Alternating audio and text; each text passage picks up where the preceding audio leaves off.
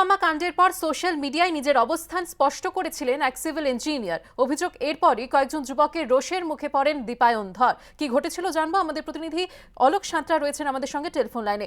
অলোক, তোমার কাছে জানতে চাইবো যে ঠিক কি অভিযোগ উঠছে।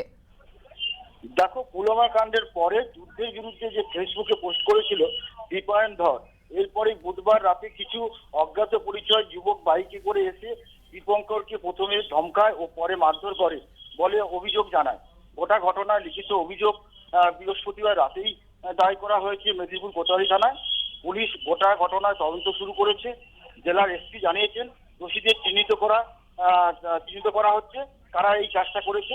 এদিকে দীপায়ন ধর ও পেশায় ইঞ্জিনিয়ার, গোটা ঘটনায় তদন্ত শুরু করেছে এবং ইঞ্জিনিয়ারকে ডিএসপি ম্যাডাম উনি গিয়েছিলেন ঘটনাস্থলে, যে কি হয়েছে জিজ্ঞাসাবাদ করলো, যে আমার সাথে এই ব্যবহার হয়েছে।